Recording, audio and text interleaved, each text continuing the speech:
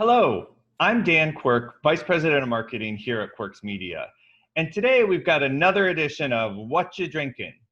Today I'm interviewing Linda Henshall. She is in charge of fundraising for the Marketing Research Benevolent Association, and she is also the owner of the new fieldwork company. The Marketing Research Benevolent Association has been helping researchers for over 40 years. And after this interview, if you'd like to make a donation, please visit mrba.org.uk. Well, hello, Linda. How are you today? I'm fine, thank you. Yes. Yes, you look you're all festive. Yeah, all ready for Christmas. But, yes, me too. I have my Christmas jumper. We do little legs and a little scarf.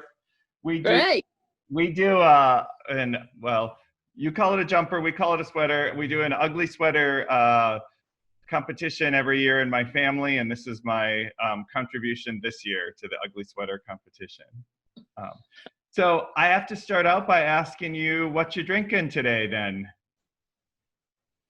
Gin and tonic. Oh, you can't see it. Oh, it disappears. Yeah, there it is. There we go.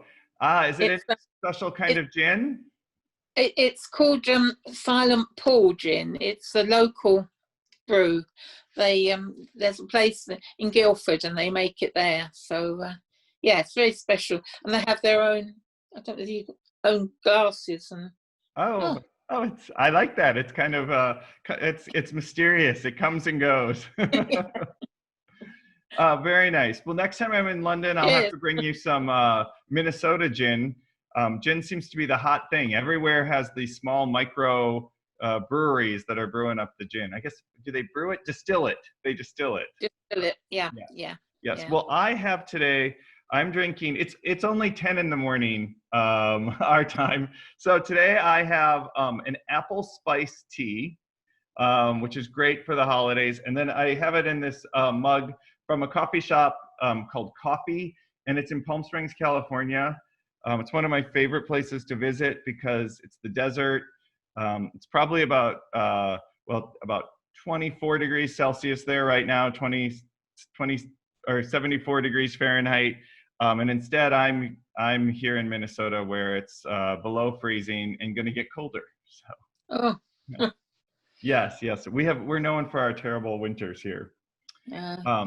Well, I wanted to ask you, so you are in charge of fundraising for the Market Research Benevolent Association. And I wanted to have you, one, tell me a little bit more about what the Market Research Benevolent Association does. And then two, what you did during the pandemic, given that. Well, I mean, the year started off quite normally. And we had our usual fundraiser, which was the auction. But halfway through it, that's when COVID really started to hit. So unfortunately, our fundraising wasn't as good this year because we were selling things that probably weren't going to happen. Like, SMR didn't happen. People bought meals and things that haven't happened yet. But anyway, we still managed to raise quite a lot of money, which was needed because then in March we got about 50 times more applications for help than we do normally. But luckily the government took over and they put interviewers on furlough.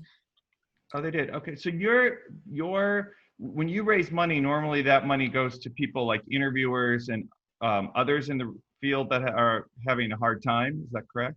Yeah, anybody that's been in market research for more than 2 years. Okay, and that's only in the UK. Furlough help. Is that only in the UK then, as well? Only UK, yeah. Interesting. So, in a normal year, then, what sort of fundraising activities do you do?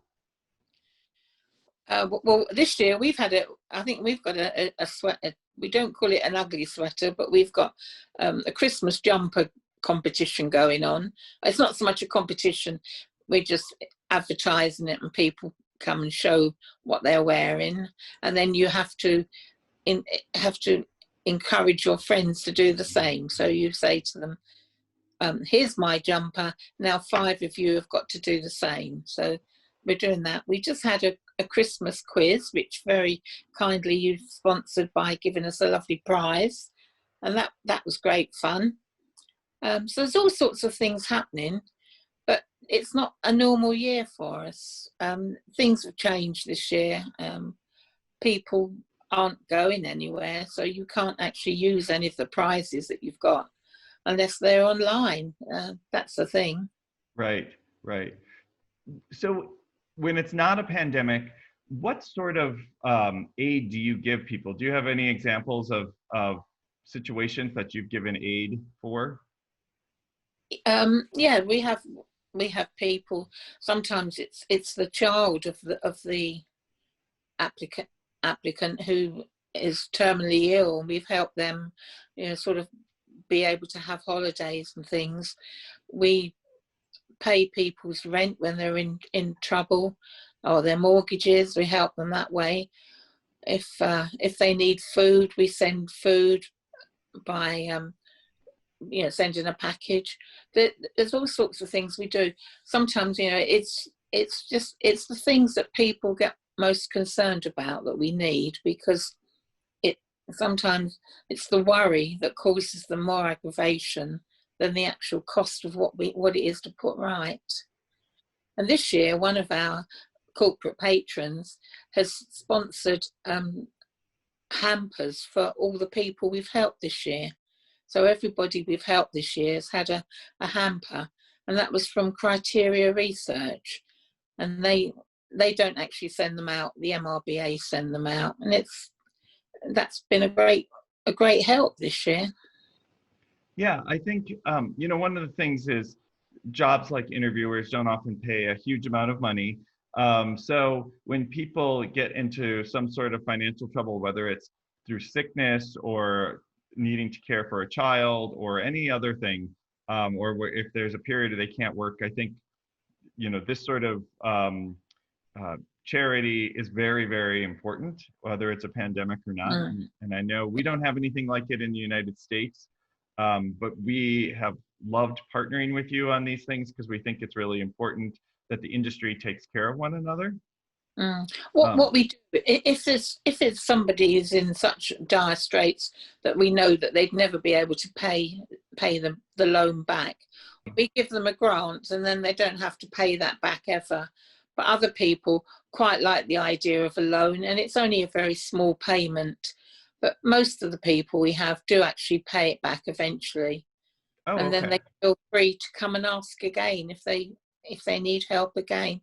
And people do quite often come back to us. Wow, that's wonderful.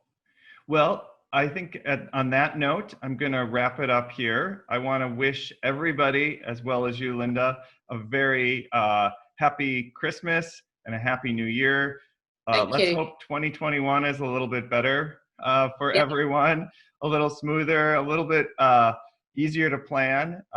So anyway, Merry Christmas, everyone, and cheers. Merry Christmas, yeah. Across the pond. Bye. Bye.